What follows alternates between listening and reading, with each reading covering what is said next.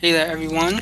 This is Rafael Garcia back for another edition of the MMA Ratings podcast. It is Thursday, September 28th, and my partner Schwan will be joining us shortly. He just let me know he's running a few minutes behind, so just wanted to go ahead and get the show started anyway because we have some things to talk about today. It is a slow news week for mixed martial arts. It is a weekend with no fights, but at least no major fights. I'm sure that there's regional action going on around the country. But we have two events to talk about from this past weekend with Bellator 183 and UFC Fight Night 117. Excuse me. Where we saw some interesting action on both sides of the car or both sides of the event. But before we do that, I always want to say thank you for taking your time to listen to our show. Please like and share our content across Instagram. Like it on all facets of social media. Excuse me. Like us on YouTube. Follow us on Instagram. Follow us on Twitter at MMA Ratings Net. Be sure to catch our content there. And as always, we appreciate you taking your time to read, like, share, and listen. So, with that said, let's go ahead and get into the conversation about the sport of MMA. First and foremost, we always want to start with the news topics of the week, and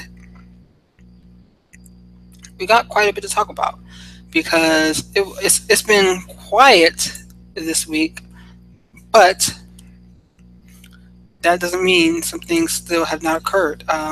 Today, was it today? I think it was this morning. We got some pretty big.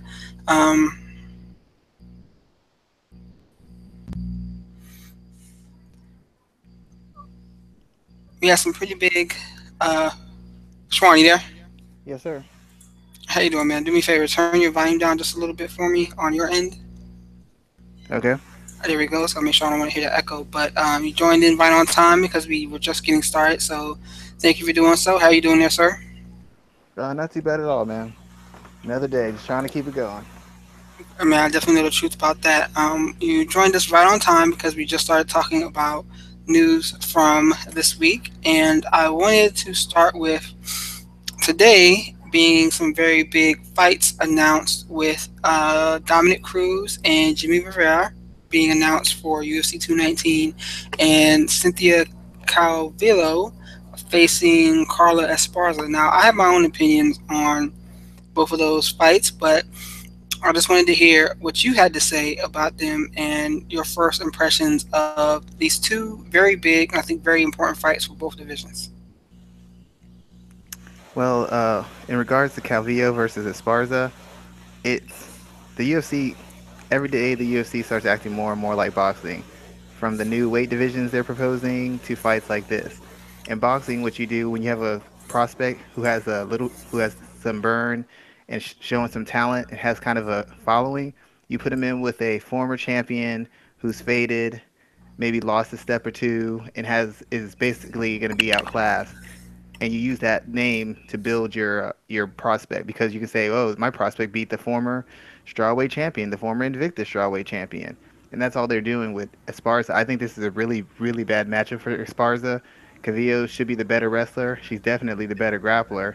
She's she's the better striker just because she's more willing and she's willing and able to throw a broader range of strikes, and she's just a better athlete than Esparza.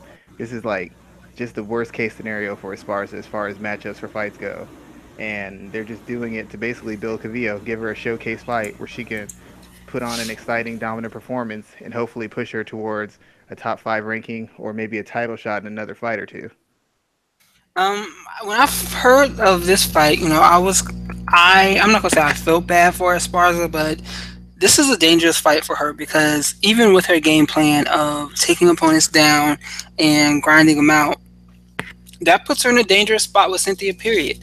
She's shown that she has good jujitsu, good aggressive jujitsu too. That's the thing when you're facing a wrestler. If you are aggressive off of your back, and aggressive with scrambling, you really can put them in some bad positions, especially with the way Esparza wrestles. So I am really concerned about her in this fight here too, because along with that, Cynthia's aggressive on the feet as well too, and we've seen that Esparza struggles with fighters who get right in her face right from the gate and aren't afraid of her trying to take them down. So I mean, I totally agree with you.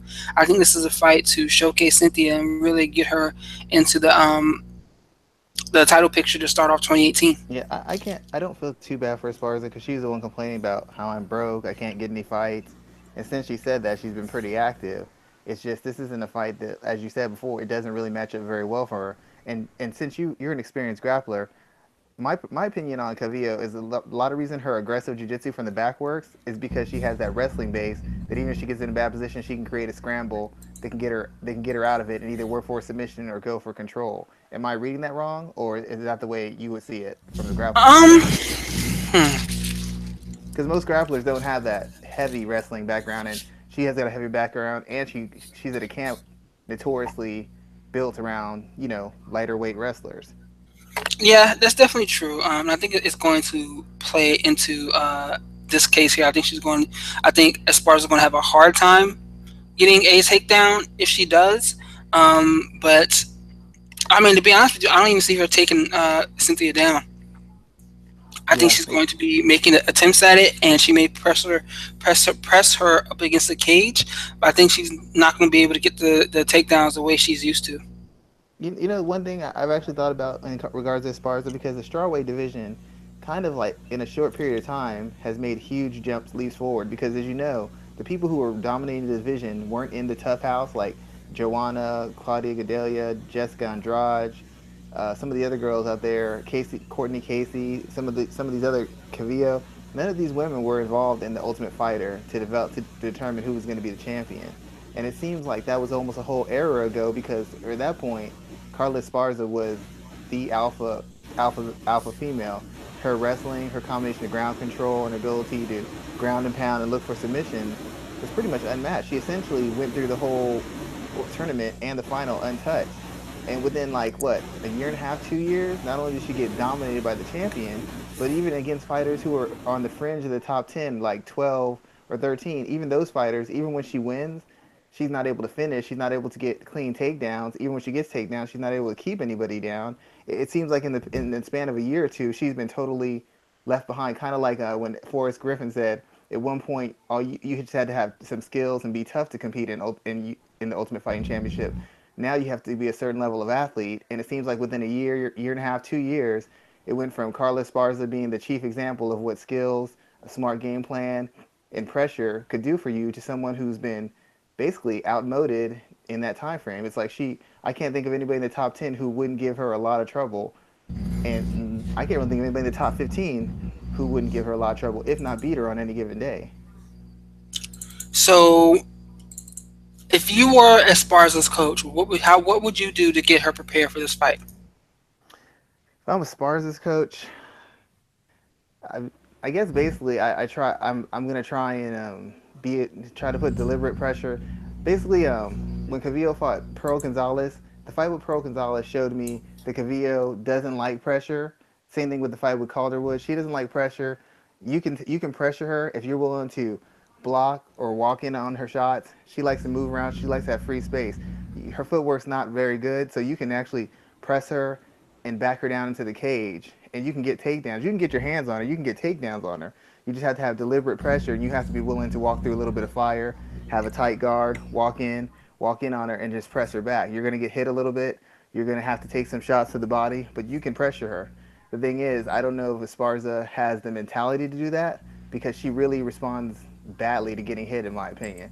But if she can come behind a high guard, work her jab, and cut off the ring, she can pressure Cavillo because Cavillo isn't a pressure person. She likes to move around, throw punches, move, throw kicks, move, circle around. She likes to kind of flash her athleticism. So she'll give you opportunities to work. You just have to have the physicality and the aggression to constantly press. And she'll just let her throw shots off your guard and then transition off her shots to get to her body, get a takedown. Pearl Gonzalez is not really a top end wrestler or a top end athlete, and she got Cavillo down twice. and actually had her in position to be finished from a submission with an armbar. But that would be the best bet because Esparza doesn't have the athleticism to match her move for move or strike for strike. I don't think her pure wrestling is good enough to just take her down in the center of the cage. She's gonna have to use deliberate pressure, come in behind a jab, and instead of following her, she's got to cut an angle to cut her off, trap her on the cage. I would say transition off a shot inside, try to chop her up to the knees and the body, and work a takedown. That would be my best bet for her and the safest bet for her because if she makes it a wide open fight in open space, Calvillo would just outclass her. But there are ways to beat Calvillo. I just don't know that Esparza has the mentality and the aggression necessary to do that. Good analysis there. Good analysis. Let's turn our attention to the other fight, which is Dominic Cruz, Jimmy Rivera. I really like this fight, and it interests me because I gotta be wondering right now, where's Dominic Cruz? Like, what Dominic Cruz are we going to see? And it's kind of the same thing. Jimmy Rivera isn't a up and comer per se, not as much as Cynthia is, but he's a new face within the bantamweight division where the same people have been at the top for an extended period of time. What were your thoughts when this fight was announced, and what is your early breakdown? I was kind of shocked that Dominic took it. I really thought he might try to wait out the winner of Garbrandt Dillashaw and then try to make it a title fight. But I guess that'd be too much time inactive, and he wanted to get back in the fight. It makes sense for Rivera because Rivera needs a fight over a guy who's a name guy, but a guy who's also in his prime and ranked in the top five to really justify him getting a title shot. He's been trying to get one. As you notice, he's been talking a little bit more in the past couple months. How he sparred T.J. Dillashaw, how he sparred Uriah Faber, and he was giving them the business years ago, and he could knock him out right now, and he could knock out Garbrandt right now. So he's been angling to try and get into that title picture because he hasn't had a win over a guy ranked high enough for him to have the, I guess, some of the heat to get in there. Um, so it's a great fight for him. For Dominic, I'm kind of like, I mean, any fight with Dominic's going to be good because he knows how to sell a fight and he's a constant presence on all UFC telecasts and pay-per-views now that he's doing announcing, actively announcing fights before and after the fights. So it works for him either way. As far as the matchup, the biggest issue I have with this is Rivera is actually a good fighter as far as game plans. Like when it comes to game plans and like basically what's your initial game plan. If you have a plan A, if you're fighting Jimmy Rivera, he'll have your whole plan A figured out. All your counters, all your leads, all your defenses. He has all the triggers set up so that you throw this, he knows how to counter with this. You counter with this, he knows how to counter that counter with something else. You're using this kind of defense, he's already figured out the holes in the defense and where he needs to go to attack you. The problem with Rivera is he's not very good on the fly. Like if he can get you out of there or put enough damage on you early on that he can basically cruise through the rest of the fight, he's good. But if you're able to hang in there and you start making adjustments, he doesn't really react very well to that. He's a very, in my opinion, a great athlete, good power, very durable, but he's the kind of strategy, scheme kind of guy. And the minute you start getting into your plan B or your plan C, that's when he starts having problems because he's focused so much, so heavily on taking away your first line of defense, your first line of offense, your first line of counters, that if you have anything past that, he starts to have problems adjusting, finding his leads, finding his counters, cutting the cage off you, applying his physicality in any sort of efficient manner. And then that's when he starts losing control of the fight. And as he loses control of the fight, he starts working harder. As he starts working harder, he starts gassing. And as he starts slowing, that's when guys usually take over the fight on him. Now, more times than not, he's actually won the fights, but if you pay attention to his last couple fights, he starts out real hot, and then towards the end of the fight, you see him start slowing a little bit. You see the guy, whoever he's fighting, start landing a couple more counters, start backing him up a little bit, start putting him on the defensive, and he doesn't look like the same guy who came in the cage 10 minutes prior to that last round. And that's been a trend of his I've seen for the past couple years. So the question is, can he get Dominic out of there right away? And if he can't, once Dominic makes that adjustment, because Dominic adjusts a little bit quicker than the average person, what is he going to do after that? Because he's going to be prepared for the slips, the dips. He's going to be prepared for the pivots, the foot fakes, the jabs, the lead hooks, the punches into transition for the knee tap. He's going to be prepared for all that. But once Dominic starts switching the order or he starts changing his whole approach altogether, That's what he's not going to be prepared for, and that's what's going to take him a little bit more time to adjust to. So if Dominic comes out doing his typical thing, he'll have answers for that. But if Dominic starts pressuring, he won't be ready for that. And then if he starts pressuring back and Dominic makes the adjustment to going back into his defensive shell again, now you got Rivera right where he wants you because he's not good at switching in between game plans. He's good at seeing what you do, taking that apart. You do anything else different, it's really problematic for him. And look at that last fight against Almeida, dominating that first round. Almeida made a couple adjustments, and all of a sudden Rivera just couldn't get away from punches, could barely land anything. It was essentially getting walked down in a fight that he almost won in the first round by knockout. So this fight is being made. Who do you expect to come out on top? And do you expect the winner to immediately be inserted in the bantamweight title picture? I do expect the winner to. If it's Cruz, it's an automatic sell because he has the history with Garbrandt, who beat him, or Dillashaw, who he beat basically coming off the couch to beat him for his title. Rivera wins. Rivera beat Cruz, and he'd be only the second guy in division to beat Cruz, so automatically he's pushing to the title fight. I really, I want to, I'm just gonna go with Cruz. I really think experience matters, and even though Cruz looked a little shaky against Garbrandt, it's because Garbrandt took an approach that nobody else had taken. He sat back, as I discussed before the show, before they fought. He sat back and he countered. He let Dominic come to him. He pivoted, got off the angles, and countered heavily.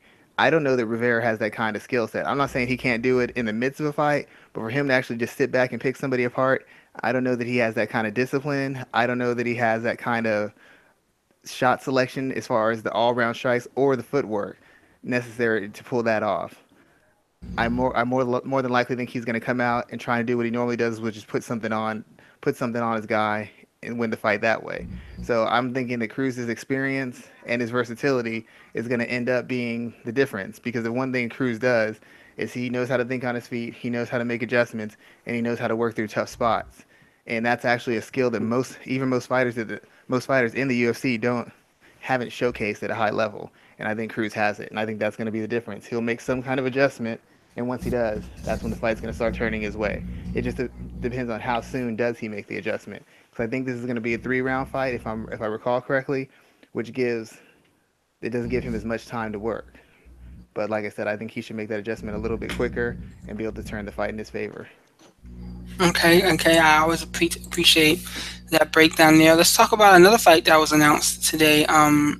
It's a fight that was previously booked, but was I can't remember what card it was booked for. But Ngannou and Overeem is now back on for UFC 218, and I'm thinking this fight is happening at the right time. Ngannou is surging. Overeem still looks good as a heavyweight. He's 6-1, I think, over his last 7 fights. Yeah, I think that And should be correct. I think this is the right time to make this fight here because if Ngannou wins, you have someone that you can immediately put in the title picture. If Overeem wins, he's someone that is like a gatekeeper to a title shot. So break down this fight for me here, and what do you see happening, and how do you see this kind of unfolding for the winner and the loser? Well, it's probably, I mean, outside of the champ being involved, it's probably the best fight that can be made because Ngannou is clearly the best athlete, the most dynamic athlete, and I'll start. If even though he's faded, he'd still be one of the better athletes in all heavyweight MMA right now. The reason I think this is a good fight is because Ngannou hasn't really faced any adversity. He fought Walt Harris. He had to go through 3 rounds. He couldn't just blow through the guy. But Walt Harris doesn't have the experience or the versatility as far as his skill set that could really put Ngannou under duress. Harris was a threat for a takedown. As a heavyweight, he's always a danger to knock somebody out, but he wasn't the better athlete. And Ngannou, being the counter striker that he is, and being such a better athlete, such a stronger fighter, all he had to basically do was sit back and defend takedowns and look for counters, and essentially just slowly pick Walt Harris apart. He's not going to have that option against Overeem. Now, the old Overeem would be easy because Overeem would just be trying to press him and walk him down. But this new Overeem, he's got a little bit of footwork. He uses a lot of feints. He uses a wider variety of strikes, and he has some poise when he gets rocked or when he gets hurt. He doesn't panic as much. He doesn't just give up because in recent fights, you've seen him get dropped by Stipe. He got back up, was in the fight. You've seen him get dropped by you saw him get dropped by Werdum, and the old Overeem would have got dropped, and then they just would have pounced on him. But this guy is showing a little bit of that veteran seasoning, and he knows how to work through tough spots, and he's willing to put himself in a position that is going to allow him to reverse whatever spot he's in and take over the fight. Um, I don't really know what to say about Ngannou. He seems like he's fast. He seems like he's accurate. Seems like he's got good power. He seems like he's got good form. Seems like his takedown defense is good. But all the stuff we've seen from him has been in fights where he's essentially had every single possible advantage over his opponent. And it's a little bit different when you don't have any true threat of being finished or really being hurt by the guy you're facing. When you outclass him so much that he doesn't really have anything to offer, I can't really gauge how good your takedown defense is, because if you're not afraid of someone striking, it's easy to defend takedowns because that's all they got for you. If you're not afraid of if the person's got decent striking, but they don't really have any takedowns and they're facing an athlete the caliber of Ngannou, superior technical striker, you're still at risk in any given exchange at any given moment. So that takes away the effectiveness of any wrestling you have, and it takes away the effectiveness of your striking. And most of these guys at heavyweight, they're either old guys who with very limited skill sets, or they're young guys with very limited skill sets. Overeem is one of the few heavyweights who can actually wrestle, grapple, kickbox, and box. He's got the full skill set. So for once in his life, when Ngannou's facing somebody and he misses a strike or he overcommits, he's facing a guy who could counter him, a guy who's got the skills to counter him, a guy who's got the athleticism to counter him, and a veteran who still has the mindset and the aggression and is willing to pull the trigger to counter him. And that's not something everybody. That's not something that every veteran UFC heavyweight can say, or any of the young guys can say. And that's what makes this fight exciting. Um, I'd like to go for Overeem, but the simple fact of the matter is Overeem's chin really isn't there as much as it used to be. I mean, he's been dropped a lot. He's been knocked out a lot. And the only reason he hasn't been knocked out recently has been the fact that he's been working on his footwork, his defense, and tie-ups and clinches so that he's not being punished by guys. But make no mistake, his chin isn't legit at all.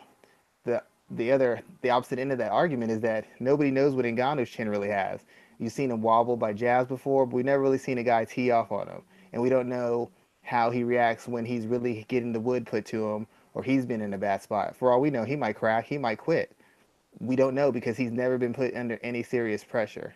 So, with that said, even though Overeem basically is one hard shot for being stopped, I'm gonna lean for Overeem because he is the veteran. He's got the broader skill set. Everybody keeps telling me all the skills that Ngannou has. I haven't seen them, and I definitely haven't seen them under duress. I've seen Overeem against a variety of fighters in the recent past, and he's done well. He's fought smart. He's fought disciplined. He's used a full array of skills, and he's navigated fights against some of the biggest hitters in division, some of the toughest fighters in division. He's found ways to win. I don't know that Ngannou can find a way to win if the fight's not going his way. I don't know that Ngannou will keep on going if he gets hit and he gets hurt. I don't know what Ngannou's going to do if he's put on his back. I don't know what Ngannou's going to do if he's trapped into submission. Nobody's seen it. And it's hard for me to bet it would be hard for me to bet money, or for me to just, from an intellectual perspective, put my faith in somebody when I haven't seen them do anything that requires any sort of conquering of adversity or any sort of cage IQ. So I'm going to go with the veteran because he's proven, and even though there's a clear line of a path to victory against him, um, I just can't go against the guy who's shown more.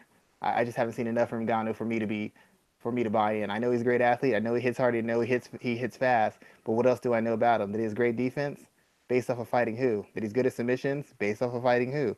That he's a good counterpuncher, once again, based off of fighting who? Everything that he's accomplished has been based on him being this bigger, stronger, faster, more dynamic athlete. So I like to see what he can do when he doesn't have as big a gap athletically, and when somebody actually has the skills to not just threaten him, but actually do harm to him in a fight.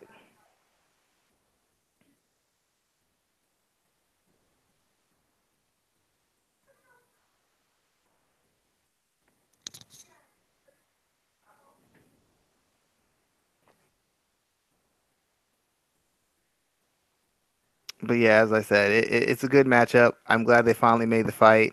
Um, Really, there's not too many guys who have the skills or the durability necessary to match up with Ngannou. I think Derek Lewis would have been the only other option, and being that he's such a big star and he's such a social media presence, I don't know that the UFC would have been eager to have two of their younger guys who have a little bit of a cult following knock each other off on the way to a title shot.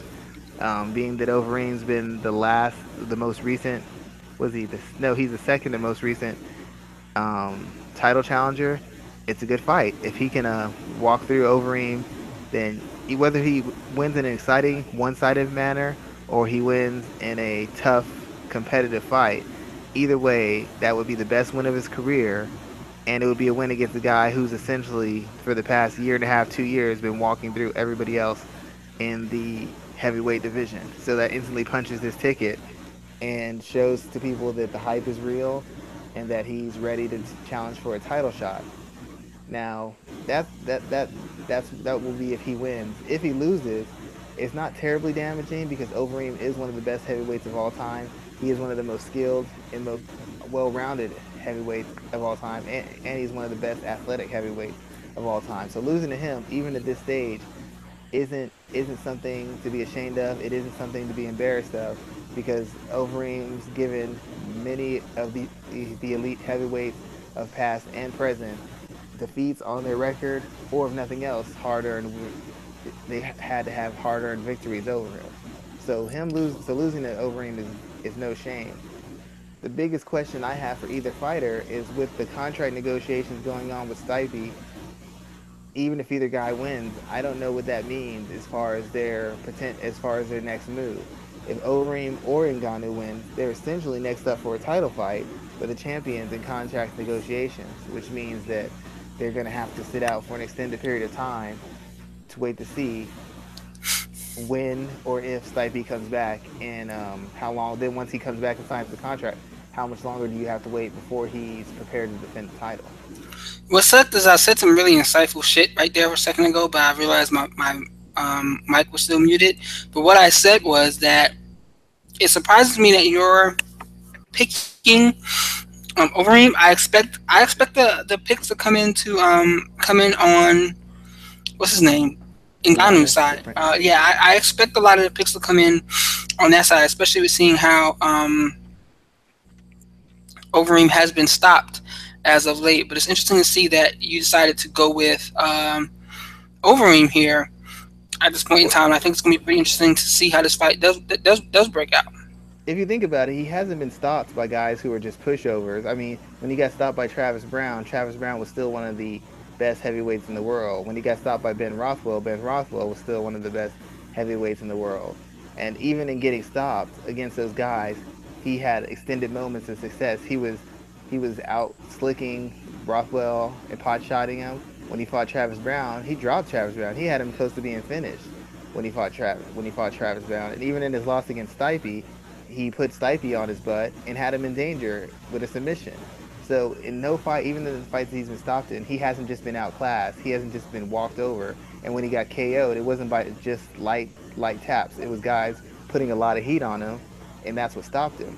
But at least we know that up until a certain point, he was able to handle the punishment. He was able to either defend and get away from it, or he was able to straight up take it before he eventually capitulated. It wasn't like just a flash knockout, like one big shot. It was like a series of really hard shots from guys who were known as finishers in the division. I would like to go with Ngannou because Ngannou is a superior athlete and he's shown such a devastating ability to finish, but you have to look at who he's been finishing against. It's almost like the Derek Lewis thing, where Derek Lewis has all these wins by KO, but these wins by KO are over faded veterans or guys who weren't all that big. And even in those wins, it's not like he just out and out blew these guys away. It was a bit of a struggle. Now Ngannou's been more impressive, but once again, you compare his last four opponents to Overeem's last four opponents, it's not even a close. As far as experience, skill level, savvy, or physical ability, it's not even close. And in the UFC, this isn't boxing. You can't duck around guys. So Ngannou could have been matched with tougher guys. For some reason, he hasn't been. So I can't intellectually make the leap of going just for the guy just because I've seen him knock out second and third tier heavyweights. Overeem isn't a second and third tier heavyweight. He's still a first tier heavyweight. I've got to see Ngannou do the same thing he's done to somebody who can fight back, somebody who can get away from what he does, and somebody who can do damage to him. Once I see that, we can have that conversation. But until then, I just can't go with the guy who's so unproven. Yeah, I see the athleticism, but I don't know what he does when somebody cracks him back. I don't know what he does when he comes in on the counter and the guy counters that with a takedown and puts him on his back and starts dropping ground and pound on him, or somebody gets him in a tight submission hold. We have no idea what he'll do. I mean, remember at one point Ronda Rousey was unstoppable until she wasn't. George St. Pierre was unstoppable until someone punched him in the face. True. We shall see what happens. Um, so I wanted to touch on one other interesting story I found this morning or this afternoon. It was about Lauren Murphy. Did you see this information about her and Eddie Alvarez? I heard there was some kind of issue between them. Yeah, it seems to be legit. Lauren Murphy is basically she's pissed at Eddie Alvarez for um, how can I how can I put this into words? So on Tough this season, Eddie Alvarez is her coach. Lauren Murphy got lost in the first round, Yes. and she said that she didn't show up for practice the next morning because she was feeling really down. And Eddie has some choice words to say about her at that situation. So Lauren felt some type of way about it. But I guess it kind of escalated from there because she was surprised that Eddie didn't tell her how he felt to her face. So it's pretty interesting to see this here because this doesn't surprise me. From the short time that I actually did get to train with Eddie and those guys when I lived in New Jersey. He's an old school, hard nosed, get your butt on the mat regardless of what's going on type of coach. Which doesn't, I mean, that doesn't surprise me. And Lauren even said that she goes as far as to feel envious of the women on Justin Gaethje's team because they get rest days and they're able to kind of monitor themselves. I don't want to get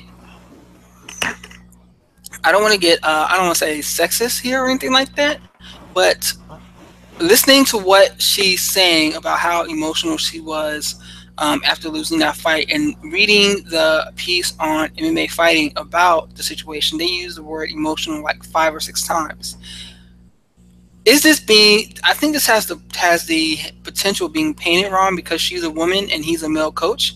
Um, and it being blown out of proportion in some type of way. I haven't seen the footage. I don't watch Tough. I'm interested in going to see this footage itself.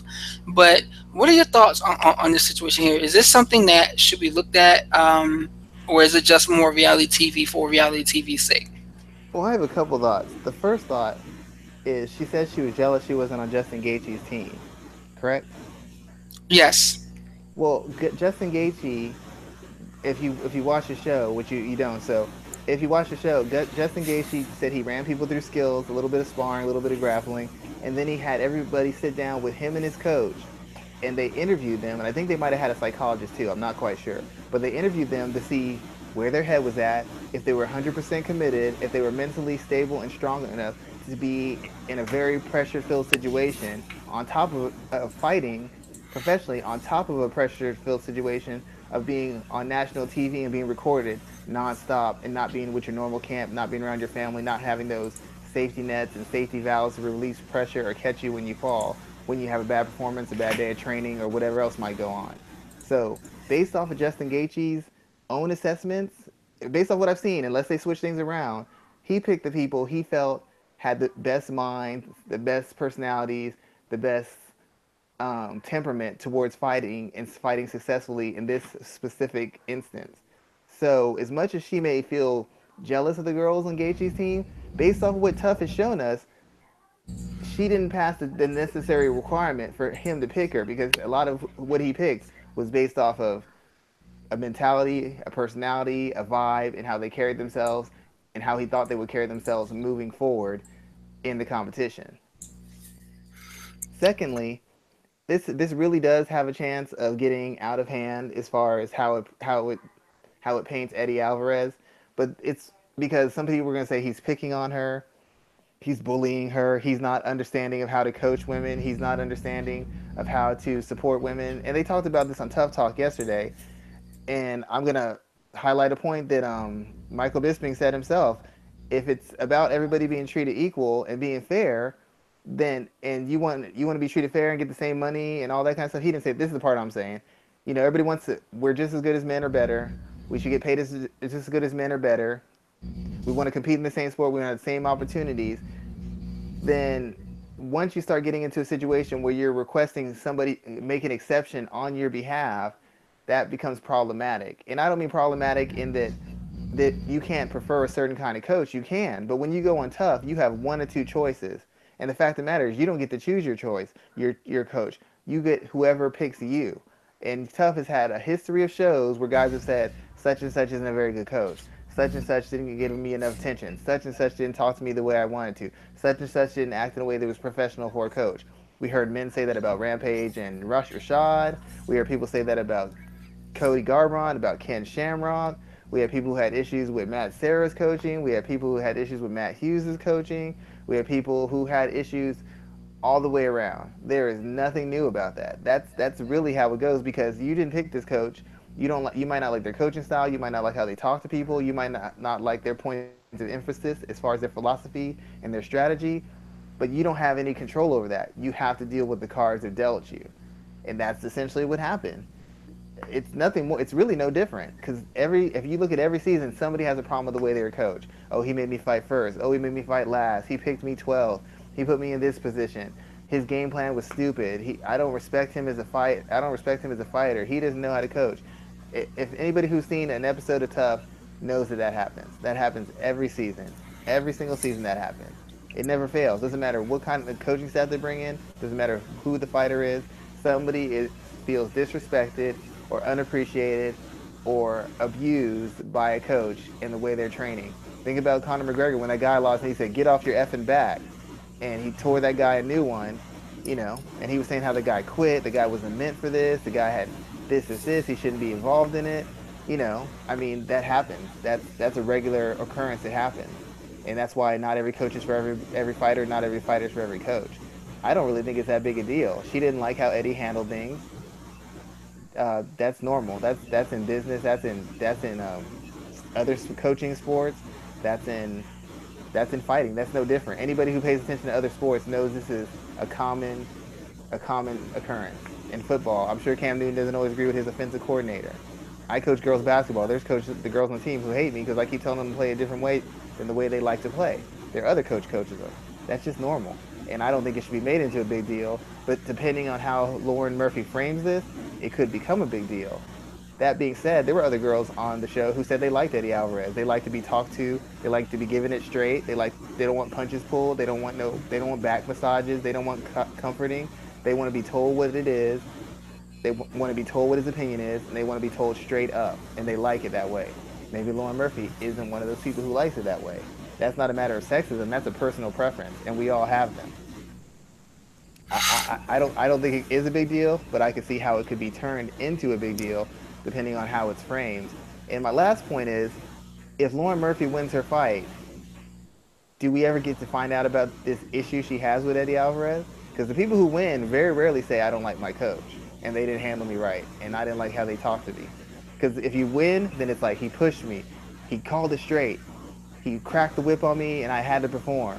When you lose, they weren't very understanding. They were too aggressive. They were too harsh on me. And that's just me speaking from the outside looking in. I don't have any inside information on what's going on. But just from the outside looking in any sports venture, this happens quite often. There's rarely any sport you've been in or any sport you're going to be connected to where everybody's on the same page as one of the coaches. It's just in this instance, you're stuck with this coach because that's the terms of the show that you came on. So you're stuck dealing with the person you have to deal with. And if you don't like it, you still have to tough it out for the next 6 to 8 weeks until the show's over. I have one question. Did she express these points to Eddie Alvarez, or did she express them to the media? Well, that's the thing. She says in her interview that she spoke to Eddie first before the interview aired, so he wouldn't be surprised. What's pissing her off so much is that he didn't do the same to her when he had a problem with her. Did he have a problem with her, or was he just stating a fact? He was saying that she doing that brought down the morale of the team, and that's what pissed her off so much. Well, I mean, I understand that, but does that mean he has a problem with her? Because she had an actual problem with how he talked to her, how he treated her, and how he came off. She had a problem with that. So what he's saying, he's making a statement. That's like if I tell a girl you shoot too much, and she's like, "Well, I have a problem. I don't like how you coach. You don't let me shoot enough." I'm saying you shoot too much. To me, that's just I'm just making a statement. You shoot too much. You have a problem with me. You're saying I don't let you shoot enough. So you have a problem with the way I run an offense. I don't have a problem with my. I don't have a problem. I'm just stating the fact. You shoot too much. He's stating the fact. He felt it brought down the morale. That's not a problem with. That's not a problem with her. That's stating a fact. He felt she brought the morale of the team down. I don't know that that's actually a problem. That's just you observe something. That's your opinion. That's what you felt. Now I can understand him not. I can understand her being mad because he didn't tell her that. But I mean, in a certain instance, people are entitled to their opinion. So what if he said that? Well, really, how can you adjust that? If I think you're bringing the morale down, where's that argument? In my opinion, where's that argument going to go? Good analysis there. Good analysis there. So I thought it was a very interesting story, breaking down between the two. So I want to cover some of the action from this weekend. What do you want to start with, Bellator or UFC?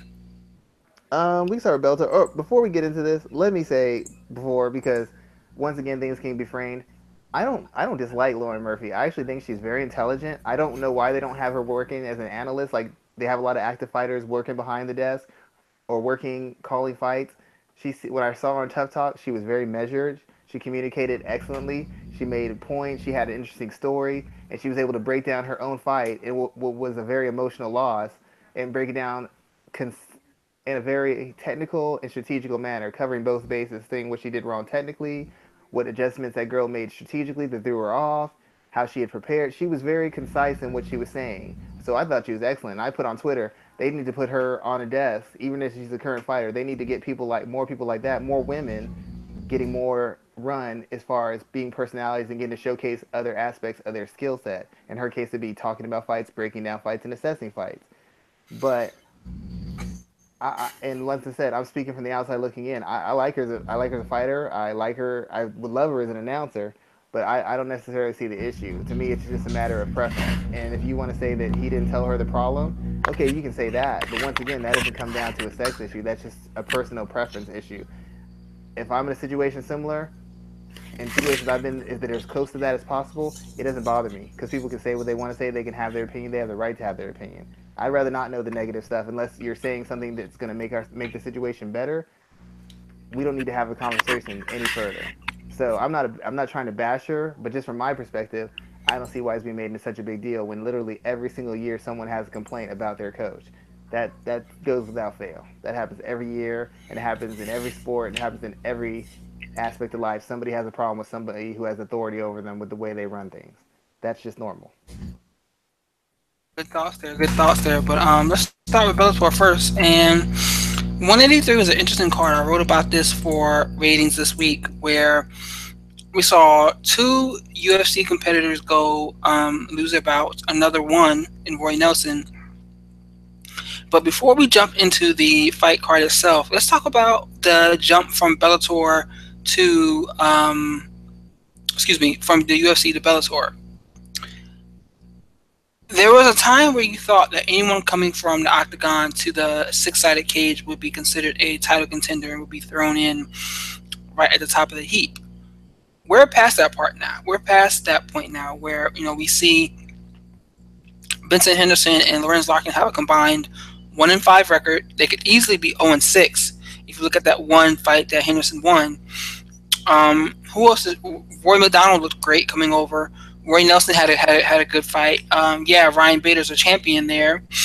He defeated Phil Davis in probably their weakest division. But once What are again, you? Phil Davis was a UFC refugee too, so Yeah, definitely there. So you definitely have that, and that was a rematch. So it was a victory that we saw go down before as well. What are your thoughts on this? And even Josh Thompson as well. Josh Thompson came in 1-2, and then he got badly stopped in his last fight. Are we reaching a point where Bellator's fighters are beginning to step up to the plate, or is Bellator signing fighters at the right time?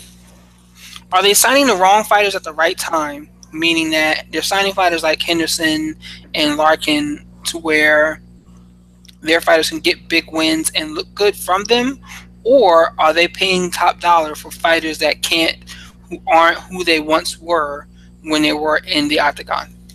Well, first of all, Bellator has had this happen before too. I mean, UFC's had it because the Hector Lombard experiment hasn't exactly panned out. He was one of the best fighters in Bellator, so we've seen the opposite happen as well. Secondly, I was never the person who believed that Bellator had a huge gap between them and the UFC. The only gap they have is the UFC has more depth of talent. And every time we talk Bellator, I say the same thing. Bellator's top three, now I guess it's top five guys, are all good enough to compete with the UFC based off of skill set, physical tools, quality of competition, and activity. That's been the case in Bellator for quite a while now. I mean, Eddie Alvarez was in Bellator. He's also a guy who came over to UFC, lost his first fight. Will Brooks came over to UFC, lost his fight too. So we can't actually act like this is something new.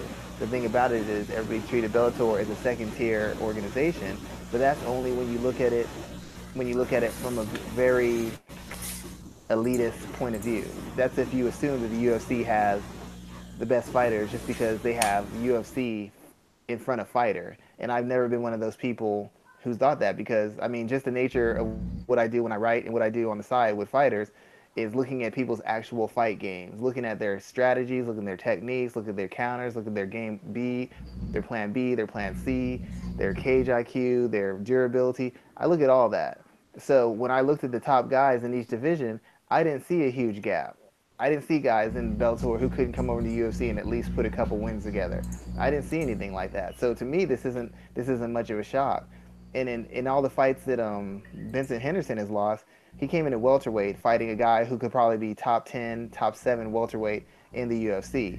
Now, true, Benson Henderson was on a winning streak in the UFC in welterweight, but who did he beat? Brandon Thatch. He beat Brandon Thatch. He beat Jorge Masvidal, which is a good win, but Jorge Masvidal isn't a top 5 welterweight. He's still trying to get into that point. When he faced the top 5 welterweight, he was summarily beaten pretty decisively. I mean, it was a close fight, but it was still decisive. But the guys that Benson Henderson were beating, Korshkov would have beat them too. Lima would have beat them too because Lima and Korshkov are elite welterweights. In the case of Lorenz Larkin, we talked about him before the fight. He's a great offensive fighter, great speed, great athleticism, great explosiveness, great offensive capabilities and creativity. But the simple fact of the matter is Lorenz Larkin he's a different guy once he gets hurt, and he's a guy that once he gets hurt, he's not hard to finish. I said that on the show last week. I said on Twitter before the fight happened. And what happened? He was outclassing Daly. He was putting it to Daly, and Daly landed the one shot, which he's always a threat to do with somebody who's gonna stand and extend exchanges with him. He landed it. It stunned Larkin, and then he closed the show. If you're gonna fight Daly, you have to fight a pitch perfect, defensively sound fight, or you have to be durable enough to take what he has to offer you. Larkin wasn't trying to take him down. He was trying to strike with him. Larkin's never been a super slick, efficient defensive fighter. He looks like it because he's so dynamic and he's so athletic, but he's really not that good a defensive fighter. And he got caught and he got finished. That was a fight that was a possibility that anybody with common sense could have seen coming. Nobody was 100% on Lorenz Larkin winning that fight. There wasn't anybody who knows what they're talking about who was 100% on Lorenz Larkin walking through Paul Daly. There's nobody who thought that. So when you look at the actual matchups and the skill sets, all these fights are capable. All these fights were fights that could have been won or lost either way. So it shouldn't be much of a shock if you're a real fan of mixed martial arts. Now, if you're a UFC fan, then this is a shock to you. But if you're a mixed martial arts fan, then you understand the gap between the top 3 to 5 guys in each division is not big. It is not big at all. I got an interesting question for you before we dive deeper into this whole fight card. I don't know how many fights he has left on his contract, but if you're sitting in the WME IMG offices and you see that Paul Daly is a free agent, do you try to sign him? I don't think so. I mean, not the way the UFC is built up. No, I mean all the guys in their top welterweight, Usman, Covington, Woodley, Maya. I mean all these guys. Even a Cowboy isn't necessarily elite, but even he when he gets raw, he'll shoot for takedowns. They get too many guys who are Very good grapplers, very good ground and pound, very good wrestlers. In in in Bellator, they have guys who are willing to try him in his area of strength more, and aren't really so quick to go for takedowns. Lima and Larkin were able to exchange with him. Lima won, Larkin got KO'd. Roy McDonald didn't even really mess with it. He did enough to get into range, took him down, and wiped the floor with him. And Rory McDonald isn't one of the most dynamic athletes or one of the most dynamic wrestlers out there. There's tons of guys in the UFC who could take Daly down and work him over. There's tons of guys who are basically improvements on Josh Koscheck, and you saw what Koscheck did to him years ago. Daly hasn't improved that much. It was just a very good matchup. That's the thing. That's a key point there. Would you sign him and put him in matchups that are favorable just to have him there? Put him in No, a fight with. he's not a big enough star. He doesn't he's not some kind of huge rating. In fact, nobody in Bellator who's their top guys, with the exception of maybe Rampage, if he's even still there. King Mo draws some. He's one of the bigger names. They don't have a lot of big names. The UFC bringing Paul Daly back might be MMA news, but it's not crossover mainstream media news. That's not going to get them 100,000 in pay-per-views or another point or half a point in ratings. He doesn't move the needle. He I just mean, they did almost draw a million viewers for the fight this weekend, which yeah, is better numbers than the UFC events have done in the last 2 quarters on I think it's Fox. because the UFC's Japan card didn't have any names that were, or Saitama had any names that the casual fans recognize. And even the good people who think they're hardcores didn't really recognize them. It was like it was a night full of good fights, but they weren't important fights, and that's why I didn't get any attention. I mean, Bellator had got all guys you know. People know Benson Henderson. People know the Pitbulls. They fight on Bellator every year, 4 or 5 times a year. You know Lorenz Larkin. You know Paul Daly. You know Roy Nelson. So it's a bunch. Aaron Pico was on the card for Christ's sake. You know, I mean, like guys who've been regularly getting huge amounts of coverage, either for leaving the UFC or Pico in this case for taking his second venture into MMA. So I mean, I expected that card to get more. It was a better card. It had bigger names, and it had more. It had guys who were more familiar to mainstream guys and to hardcore fans. There was no way that card wasn't gonna draw a better number. But I don't think Paul Daly had a whole hell of a lot to do with it. You know, Paul Daly asked me for more money based off of these imaginary ratings. I tell Paul he can go to UFC because you're not generating the ratings. Some interesting thoughts there, man. Good feedback. Good feedback. Let's talk I'll about give this main Roy event. Nelson more credit for that than I'll give Paul Daly. Oh, stop. We're gonna talk about Roy Nelson in a second, but let's focus on this main event first and foremost. Patricky Fier gets a split decision win over Vincent Henderson. What were your thoughts on this? Were you surprised? Um, has is Vincent Henderson's split decision wins finally catching up with them? What were your thoughts after this main event? Well, actually, like there's a good friend of mine, another MMA analyst, striking specialist analyst, who works with a just ton of fighters. You can't imagine the kind of guys he gets to work with. Cejudo, he's done some work with the Pitbulls. My good friend Connor Rebush, Heavy Hands podcast. He and I have always had this discussion about Benson Henderson because he did this article on Benson Henderson and it's called "The Art of Bullshit," and it's kind of what Floyd Mayweather does. When Benson fights, he does things that make it seem like whatever you're doing aren't bothering him. You might land a kick, but instead of him like reacting to it, he kind of brushes the hair out of his face. He just seems so chill, so composed, and so calm that even when you're getting offense off or you're pressuring him, it looks like he's under control. It looks like he's dictating the terms of fight. There's two reasons. One is composure, and two, Benson's best when he fights backing up. He backs up. He doesn't let you push him back. He'll back up, let you come forward, and he likes to counter heavily. Throw that straight right to the body, throw the body kicks, throw that awkward jab he has, or bait you to come in to get a takedown. And then he'll get you down or he controls you against the fence and gets points for essentially shutting your offense down and controlling you or for taking you down and landing some not really damaging but damaging looking ground and pound and submission attempts. His style plays to the judges in a certain instance because no matter whether you win or lose, Benson Henderson always does just enough to put a question in your mind that he may have won the fight. He always makes it competitive enough where nobody can just say, "Oh, well, I just dominated him." Win or lose, he's never in a position where he's just clearly and obviously defeated. And that's the line he kind of tiptoes on. The thing about that line is it's a very dangerous one because the same fight that you win one year because of your little bit of controlling your activity or controlling the pace is the same fight you lose the next year because of somebody's aggression and their willingness to throw more volume than you. He's basically started the fight style that Tyron Woodley has now perfected.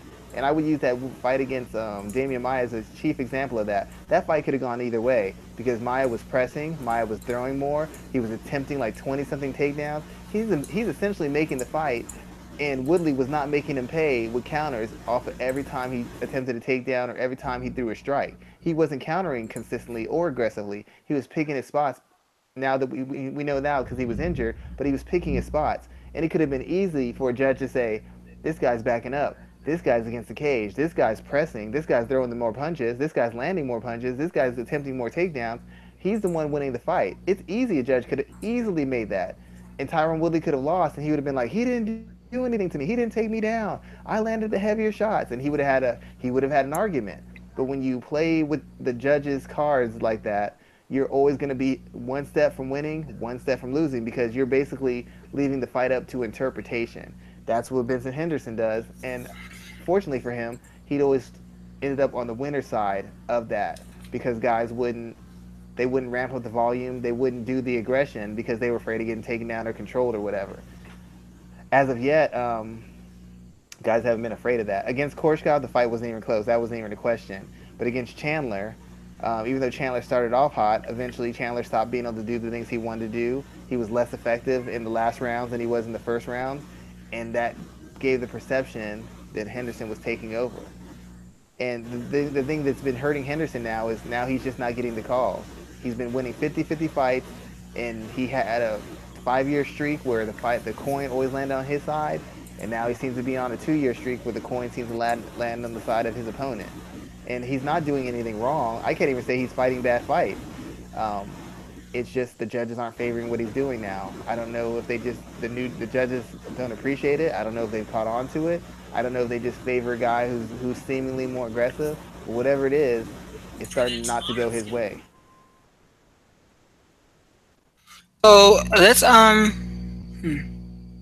let's keep going there because I wanted to talk about the idea of like what's next for Henderson. You know, where do you put him in this division? Like, do you keep him at the top there? Do you because what do you do if I feel like this division is so kind of weird with Michael Chandler, especially him not being the champion now. What do you do with this group? Personally, unfortunately, I keep saying this. The fact that Bellator is so shallow as far as like even recognizable names forces guys to take fights with other guys when they probably need a fight with a lesser opponent to kind of build themselves up. When Josh Thompson came in, they gave Josh Thompson some fairly style favorable fights for him, and he won them decisively before they moved him up. They got him on a win streak, then they put him in with a guy. They put him in with a named guy, and that's when he lost. But they had him. They got him kind of used to Bellator. They trotted him out a couple times, got the fans behind him, and then they moved him up a level. And I don't know if it's a matter of what Bellator's asking for or what Benson Henderson's asking for, but the fact of the matter is they don't have any guys with any name recognition who are in the lower half of the top 10 or in the top 15 in Bellator who they could put him up against. Guys who have enough experience, skill, or enough name recognition to make it worth the money they're paying Benson Henderson to fight. So Benson Henderson is instantly thrown in from one champion to another champion to a former champion. That's all he's fought since he's been in Bellator. Champions, former champions, and current champions and former champions. That's all he's fought. He hasn't fought one guy who would be in the top 10 to 15 range of Bellator. It's all been top 5 guys. In most cases, the number 1 guy in the division or the number 2 guy in the division. So even though he's been losing, he hasn't been getting blown out. He hasn't been dominated, but he's only been fighting the best. And when you fight the best, nobody's numbers against the best are always flawless. And in this case, his numbers aren't either. I just don't know what they do with him because who else can you put him in with? Maybe a David Rickles if Rickles wins his next fight, A fight with Vincent Henderson would be the biggest name he's ever faced, and Rickles should be a guy that Henderson can outclass and Rickles is his moving to experience. welterweight. Oh, okay. Well, there you go. Another guy. He's moving Another up. guy done. They just don't have many options in any division. Once you get past that first three to five guys, you got nothing. You got no names. You got nobody with enough skill or experience that you can put in with a name guy and have it actually draw and have it actually make sense.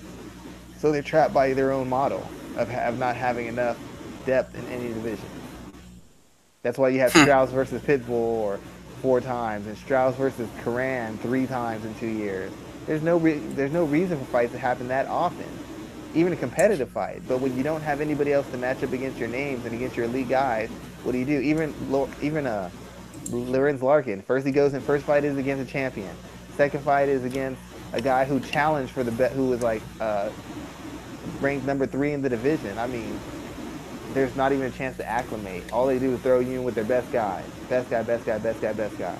Because they don't have anybody else to put you in with to acclimate you and build you up before they have you take the next step forward. Hmm. Some good thoughts there, man. I always wonder. Bellator's in an awkward place. They have guys, but then they don't have guys. They have guys, but then they don't have guys. So it's pretty interesting to see that kind of how they continue to build people up. And It's talking like about having building, an all-pro quarterback and no backup, and you have nobody to back him up. And then he gets injured, and you're like, well, what are we supposed to do now? Well, we didn't expect him to get injured. How do you not plan for that? You know? yeah, definitely for sure there, man. How do you not plan for that? As you talk about building up names, man, Aaron Pico was a crazy knockout. I mean, the sound alone was like nuts. But the way old boy fell over was just made it even perfect. Break down what you saw here. Is this is this the real Aaron Pico? Like, will the real Aaron Pico please stand up? Is this him, or or was this like a one time deal? I think both fights were him. I think it's somewhere in between. I don't think he's the flame out and the guy with no chin that people called him when he lost his first fight. I don't know that he's the absolute destroyer that he showed in the second fight. I think the truth is somewhere in between. He's a guy skilled in multiple combat disciplines. He's a world class athlete, and he's a guy who's finding his legs and finding his style and finding what works for best for him in a brand new sport. Even with all that experience, there's a learning curve in any sport. Nobody just comes in from any combat sport and just comes in and dominates. I mean, I guess Ronda Rousey would be the exception, but given how shallow her division was, that partially explained it. Everybody has some growing pains. The biggest issue I have with him is like the guy he faced this fight was another guy who's more experienced, a guy who was a proven, a guy with a winning record, and this time he came out on top. I was impressed by his aggression. He came out a lot more aggressive this time. He seemed a little bit more clear on what he wanted to do and how he wanted to do it. He got a little wild with his strikes when early in the first round it seemed like he was forcing exchanges and not really paying attention to defense. He was really trying to get his shots off. As a result, he was kind of forcing them, getting a little wide, leaning a little bit to where he could have been countered against a better athlete. But he also showed a chin. He also showed some mental toughness because the guy landed on him. The guy put some pressure on him. The guy didn't fold immediately, and he had to work through a few spots, not a intense adversity, but he had to fight back. He had to fight through. He had to fight through something because this guy was fighting back. But that counter I want to say is that left hook. It sounded like a gunshot, and when that guy fell, I was like, oh shit! I couldn't believe. I stopped it and called everybody in the house. Said y'all need to watch this, and they're like, did he kill him? I was like, And no. that's what it looked like. Yeah, I mean, It looked like somebody standing in like the 10th row shot him, because that's even what it sounded like. It was did like, oh my goodness. did you see the way in slow motion how his head turned?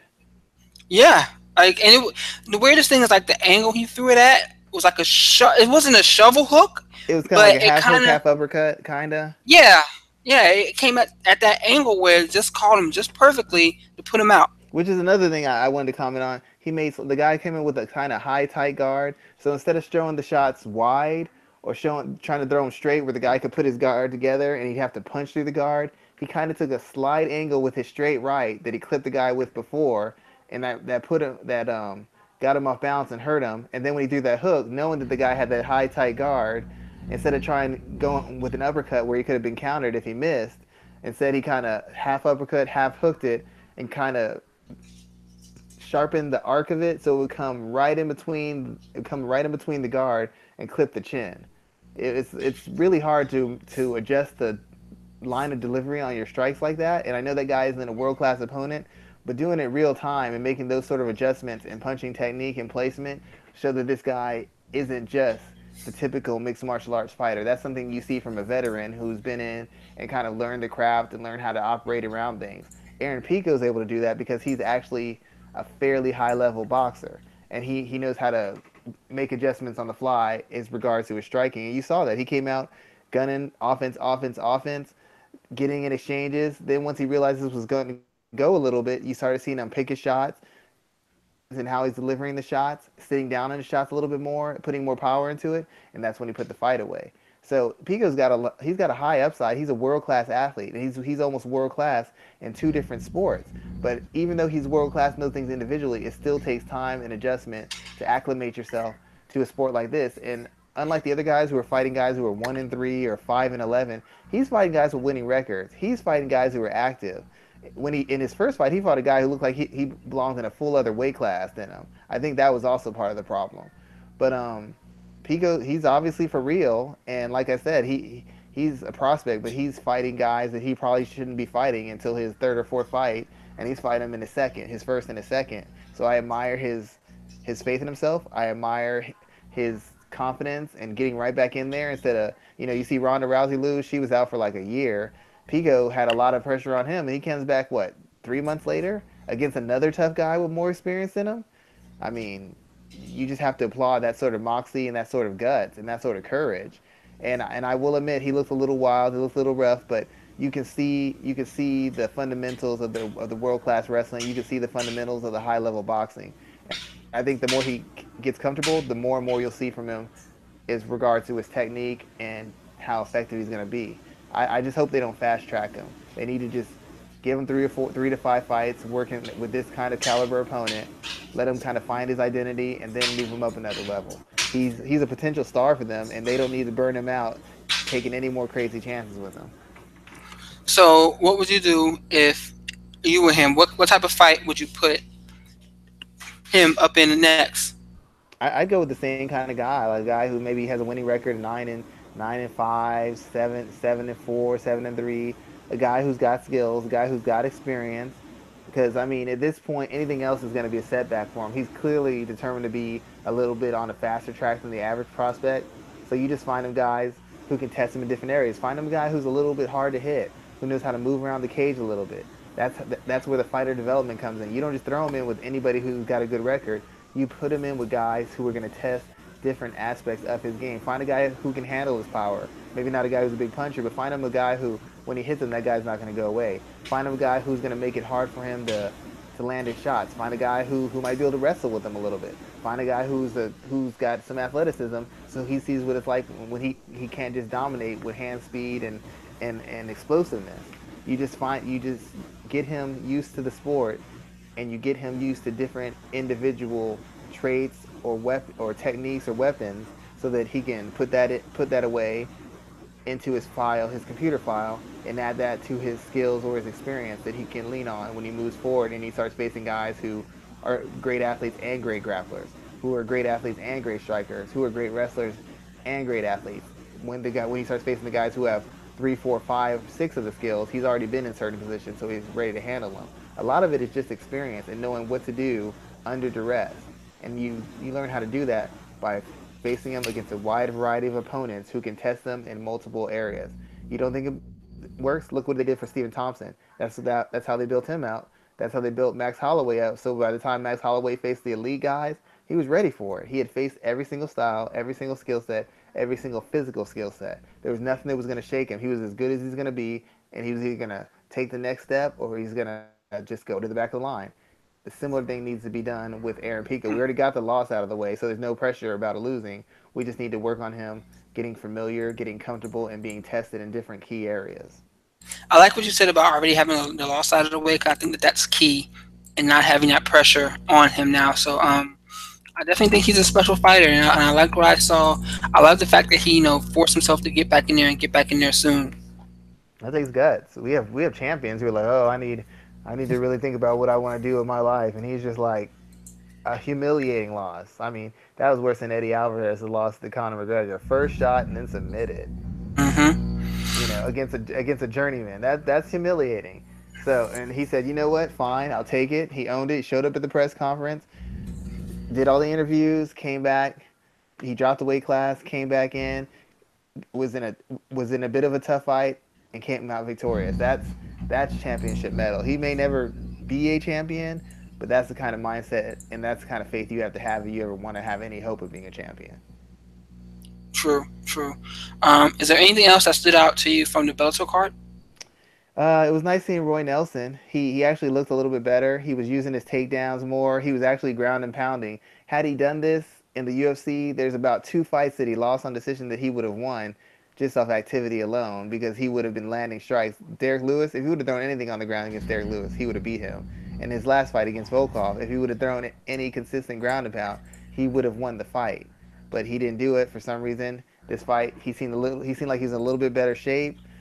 He didn't his he can't pull the trigger quite as well, which is why I'm thinking his power wasn't all the way there. But he showed a little bit more discipline in applying pressure and that little that little thing where he splits the guard with his lead hand and works the uppercut. I hadn't seen him do that ever, or maybe in a while. But either way, it was nice to see that little development being put in there because a lot of guys cover up against him that way, and oftentimes he step backs and reset or he keeps spamming shots. And that little where you control the guard and guide him into the uppercut, that's a real slick move that you see in boxing a lot, but you don't see nearly enough in MMA. But I think he has a chance to be a Bellator heavyweight champion, and I still believe he should have left the first time instead of staying with the UFC for the other 3 or 4 years. They didn't. They don't like him. They didn't want him there, and I have no idea why he stayed this long. Okay. All right. Good thoughts here. Good thoughts. Let's move on to the UFC card here, where, as you mentioned, there wasn't anything really to kind of talk about here.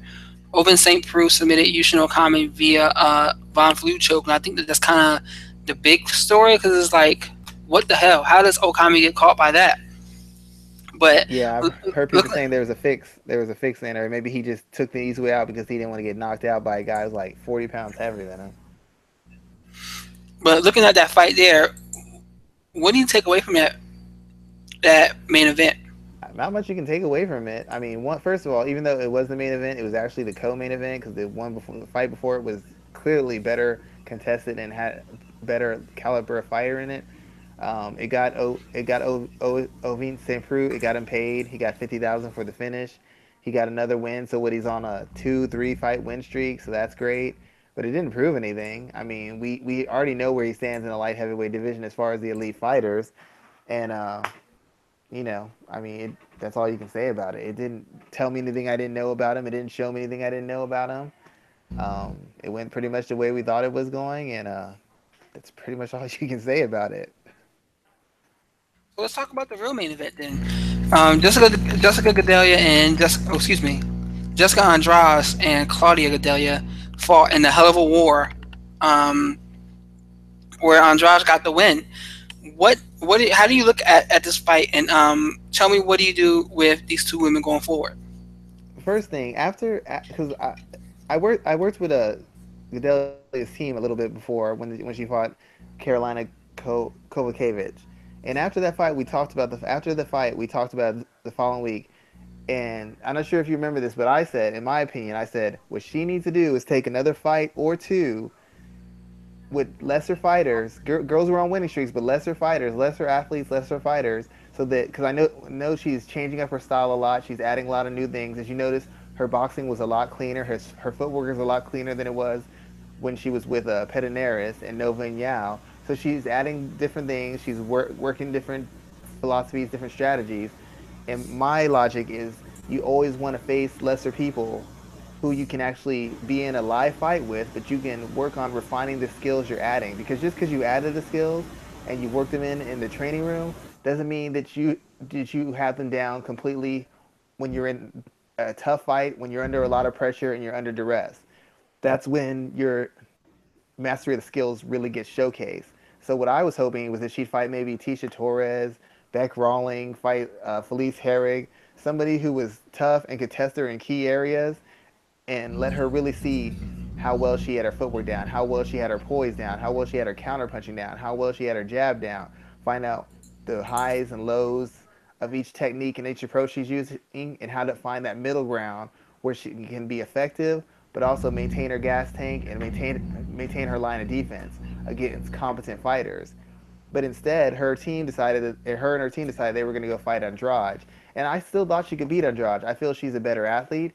In my opinion, she's the much better technical fighter and the much better defensive fighter. But the thing about it is, Andrade is very physical. Andrade sets a very high pace, and Andrade is very durable. Those two things create a lot of problems for somebody who's notoriously had cardio problems and has usually been able to physically manhandle the majority of opponents she's faced.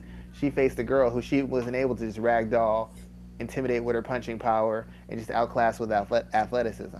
Because Andrade is a comparable athlete. Andrade is just as strong, if not stronger, and Andrade is just as tough, if not tougher. The difference is Andrade's gas tank and the pace she fights at. And the first round, you saw what she needed to do. She was working the jab. She was tying her up on the inside. She was moving her feet. She was turning her. She was walking her into shots. She's throwing short combinations and getting out. But Andrade was constantly making her work. She was constantly throwing punches, constantly applying pressure, constantly feigning, constantly getting her hands on her and getting it grappling exchanges with her to wear her down. And Gadelia hadn't, in my opinion, hadn't quite mastered all the adjustments she had made and all the new things she had added to her game to the point where she could navigate those rough spots without overworking herself and burning up her gas tank. It's kind of like the Golovkin Canelo fight. Canelo knows his gas tank is somewhat suspect, so he works a lot on his defense, his slips, his counters, his pivots, and being able to control a fight without throwing a lot of shots so that he won't wear himself out when he has a guy who's going to pressure. Andrade was putting pressure on Gadelia, and the way she was approaching her was making Gadelia throw shots when she didn't have to throw shots, making her put extra heat on her shots when she didn't have to put extra heat on her shots. All she had to do was flick the jab, throw the 1-2, pivot out, throw the 1-2, step around Andrade. When Andrade's turn, hit her again, step around her again. But she started sitting down on her shots. She started throwing more shots than necessary because she was trying to find some way to break Jessica Andrade's pressure. And instead of just using her footwork and her feints and using a volume of shots and not throwing a lot of power on her shots, she started throwing power. She started sitting down on her shots. She started engaging her in the pocket. And once you start doing that with Andrade, you start letting her take over the fight. And that's when it became a matter of pace and conditioning. And Claudia was never going to win a fight of pace and conditioning against Jessica Andrade. She had to slow the fight and control it with sharper punches, feints, footwork, and movement. And then later in the fight, that's when she starts putting the power in. That's when she starts looking for the takedown. That's when she starts asserting herself physically.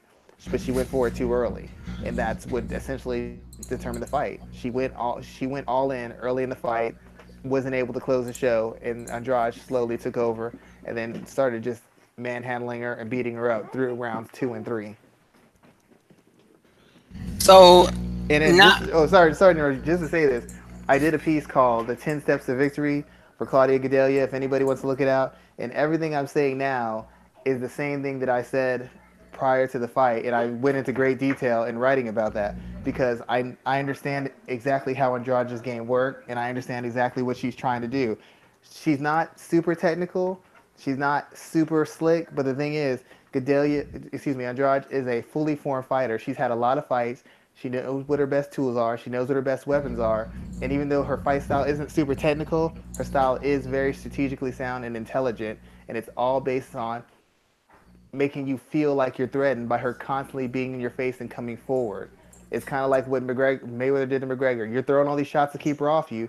You're instead of making little pivots and little slide steps, you're running all over the cage to get away from her when it's not necessary. She doesn't have the technique and she doesn't have the footwork to cut off the cage if you're using pivots, slide steps, circling, and stepping around her. She just doesn't have it. Joanna exposed that. Angela Hill exposed that, but you have to be able to maintain your poise. You can't panic and throw more shots, and you can't start loading up on shots trying to put her away early in the first round. that you're going to burn your gas tank out on trying to knock out somebody who is very difficult to hurt. You use a control pace, you frustrate her, you tie her up on the inside, you turn her, you step around. When she gets over pursues, then you take her down. You don't take her down when she's fresh. You don't try to walk her down early. You do all that late. But in my opinion, she lost her poise. She still has all the skills and all the physical tools to win the fight.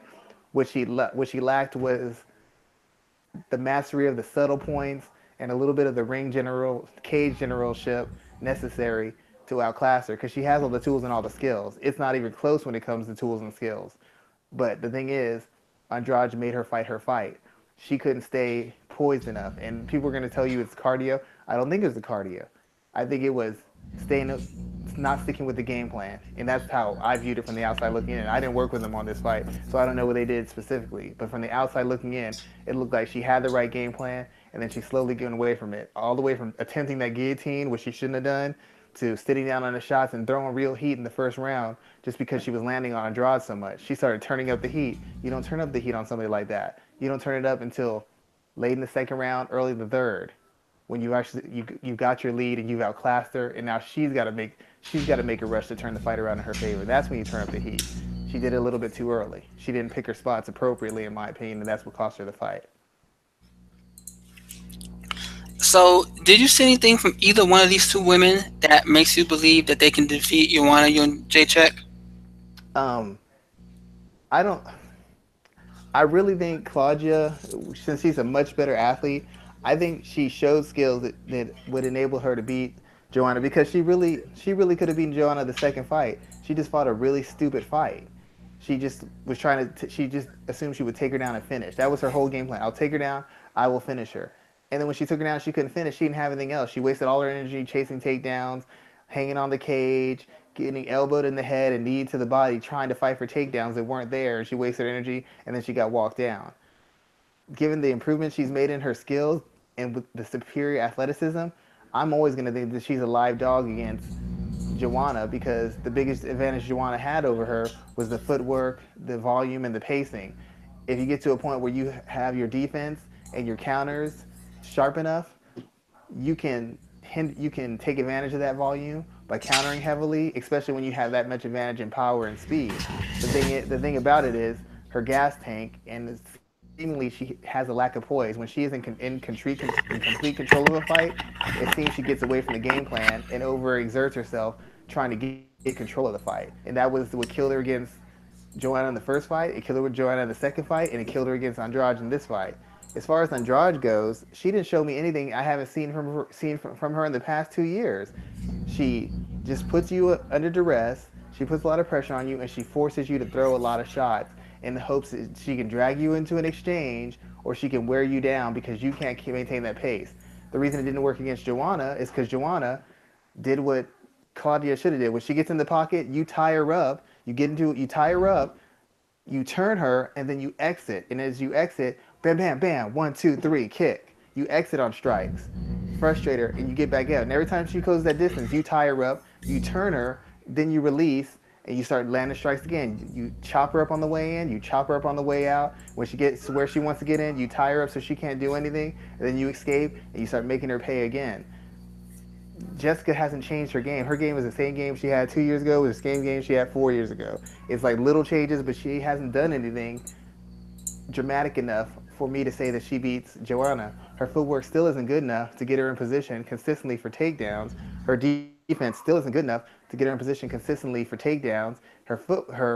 She can apply a lot of pace and throw a lot of volume, but Joanna's a conditioned enough fighter and a smart enough and poised enough fighter that she can match that work rate.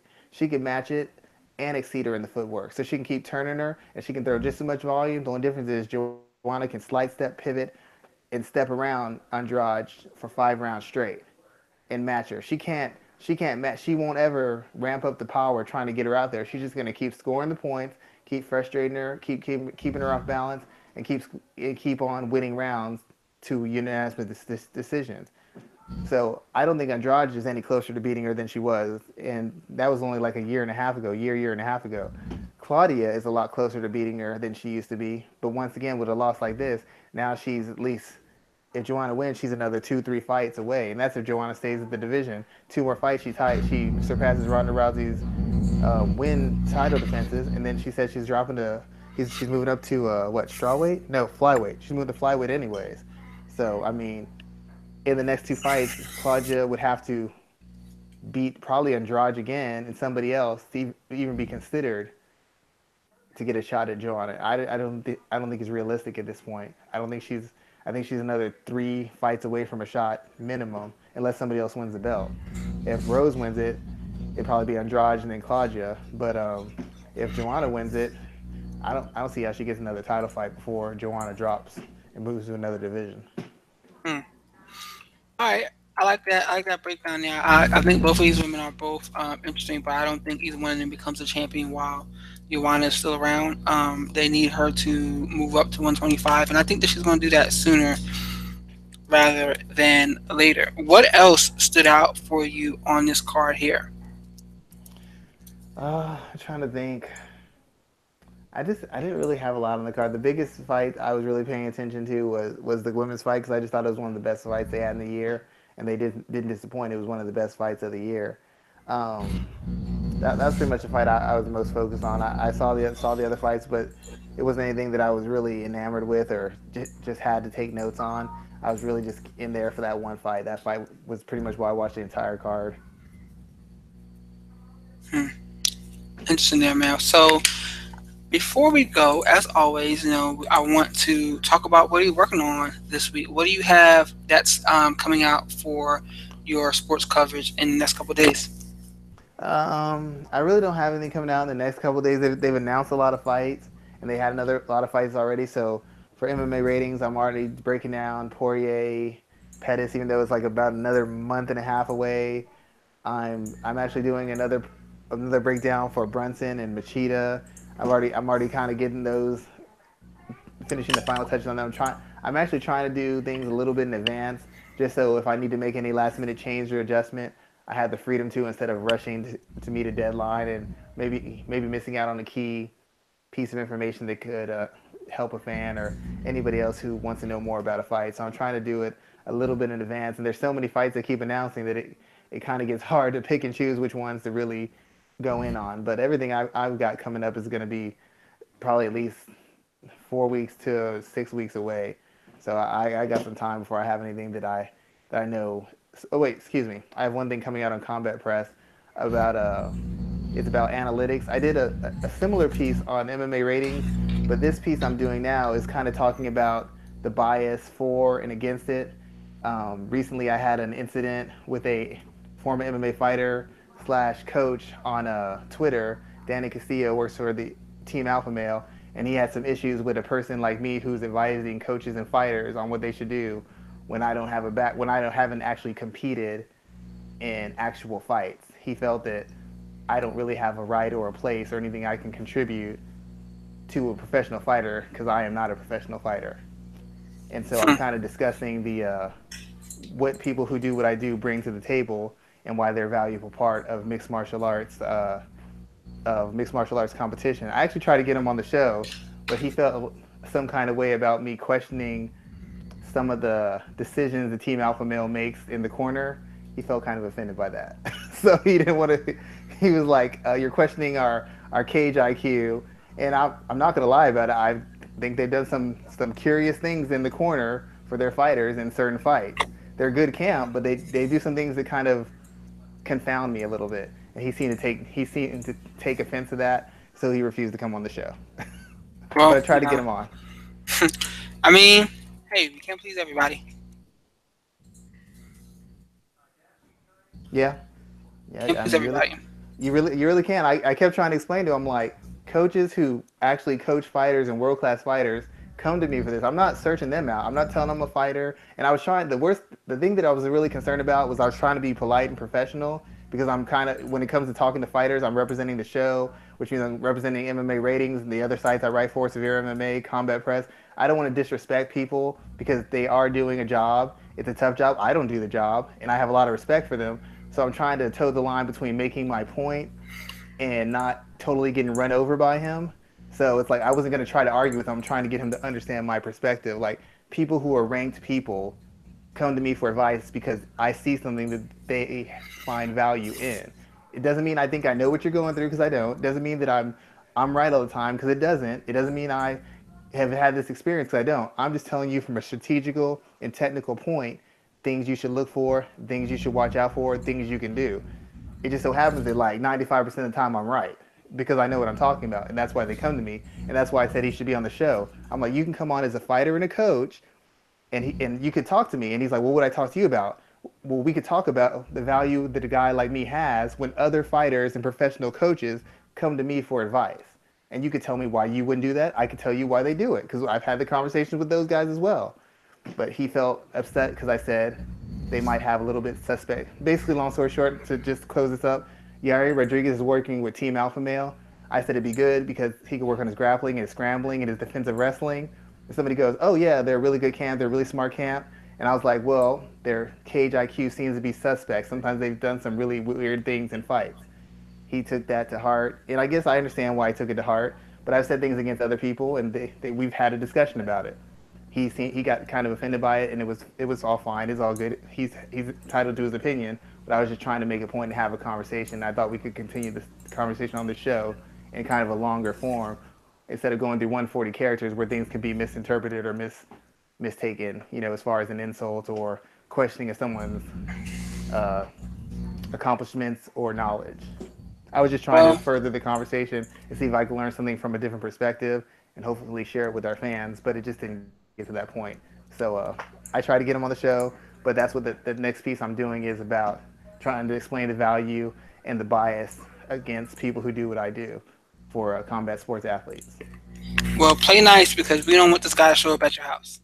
I know, right? I was like, oh my god, dude, is this really happening? So, I mean, what are you gonna do? I just was respectful, told him, hey, thank you for the time. I'm not trying to disrespect you. I'm just telling you what I do and telling you why people have value in it. He didn't want to hear it, and that's fine too, because some people just don't value what I do, and that's fine. That's fine. That's their right and that's their opinion. But I just wish we could actually have the conversation. He's a good guy. He's got a good team. I'm a big fan of them, but we're gonna agree to disagree. I've disagreed with Trevor Whitman before. He didn't have a problem with it. He knew about it. He was cool with it. Marcus Davis disagreed with him too. He was cool with it. Just part of what comes with doing the job you do on his side, and comes with part of doing the job I do on my side. So that's a little bit of drama you may have missed out on. I'm glad I missed out on that, sir. But with that in mind, we're gonna go ahead and close out the show as always. I'm working on quite a bit of things. I got some. I did some good coverage for ADCC this past weekend. Working on some stuff for just daily coverage, news coverage for the week as we normally do. So be sure to check out all of our sites. Where can they find us, Schwan? You can find us on YouTube, Stitcher Radio, SoundCloud, and what's the last one? iTunes. iTunes. iTunes. And of course, you can find All us on right, Twitter man. anytime if you want to talk fights, talk strategies, or you just have a question you want on the show. Me and Rafael, you can always find us there. You tweet us or direct message us. We will always get back to you because we always make time for the fans who make this show possible. Exactly. And as always, man, thank you for your time. Everyone, thank you for listening to our content. Be sure to like and share our work. And everyone, have another great week. Yeah, you take it easy, and you need to find Cam an offensive line and a wide receiver. It ain't gonna end well for that man this year. Don't get me started. All right, man. All right, man. Have a good one. You too.